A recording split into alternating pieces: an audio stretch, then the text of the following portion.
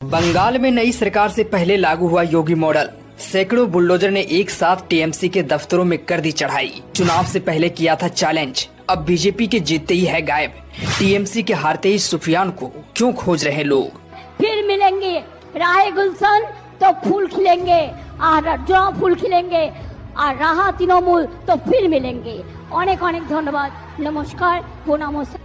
जी हाँ, कहते हैं सत्ता बदलती है तो सिर्फ चेहरे नहीं बदलते बल्कि सिस्टम भी बदल जाता है।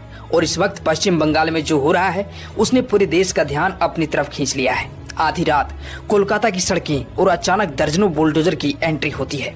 कहा जा रहा है कि नई सरकार के गठन से पहले ही ऐसा जबरदस्त एक्शन शुरू हो गया है जिसने टीएमसी के बड़े नेताओं की नींद उड़ा दी है। ममता बनर्जी के करीबी अफसरों के सरकारी दफ्तरों में आने से रोक दिया गया है। कई जगहों पर अवैध कब्जों पर कार्रवाई शुरू हो गई है और सबसे ज्यादा चर्चा उस बुलडोजर एक्शन की हो रही है जिसने कोलकाता के न्यू मार्केट इलाके में टीएमसी से जुड़े ऑफिस तक को नहीं छोड़ा।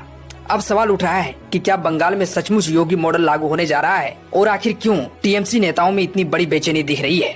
आज की इस रिपोर्ट में हम आपको बताएंगे पूरा मामला, लेकिन उससे पहले अगर आप चाहते हैं कि ऐसी बड़ी और दमदार खबरें सबसे पहले मिले तो पेज को फॉलो जरूर कर लें। तो शुरुआत करते हैं उस रात से जिसने बंगाल की राजनीतिक माहौल को बदल दिया। कोलकाता का न्यू मार्केट इलाका, जहां दिन में हजारों लोग खरीदारी के लिए पहुंचते हैं, वहीं रात में अचानक अफरा तफरी मच गई। लोगों ने देखा कि भारी बल पुलिस के साथ कई बुलडोजर इलाके में दाखिल हो रहे हैं। कुछ ही देर में कार्रवाई शुरू हो गई। अवैध दुकानों को हटाया जाने लगा, फुटपाथ पर बने कब्जों को तोड़ा जाने लगा और इसी बीच एक टीएमसी समर्थित कार्यालय पर भी बुलडोजर चल गया। टीएमसी नेताओं ने आरोप लगाया कि यह सिर्फ अतिक्रमण हटाने की कार्रवाई नहीं बल्कि राजनीतिक बदले की शुरुआत है।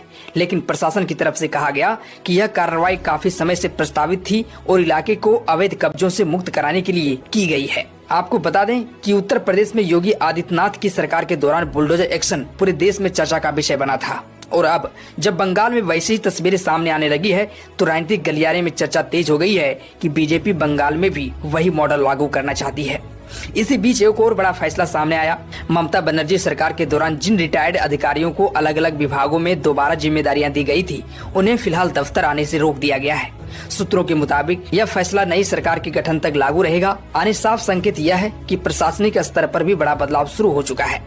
बीजेपी का कहना है कि अगर कार्रवाई अवैध कब्जों पर हो रही है तो फिर टीएमसी को इतनी परेशानी क्यों हो रही है। वहीं इन दिनों सोशल मीडिया पर 2 वीडियोस को कोलाज कर शेयर कर दावा किया जा रहा है कि पश्चिम बंगाल चुनाव में भाजपा की जीतने के बाद कोलकाता की सड़कों पर नंगा होकर घूमने की बात कहने वाले सुफियान को लोगों ने सड़क पर निकालकर पीटा है। हालांकि हमने अपनी जांच में पाया है कि सड़क पर नंगा करके पीटे जाने का यह वीडियो पश्चिम बंगाल के सुफियान का नहीं बल्कि बांग्लादेश के छात्र शिविर के एक कार्यकर्ता की पिटाई का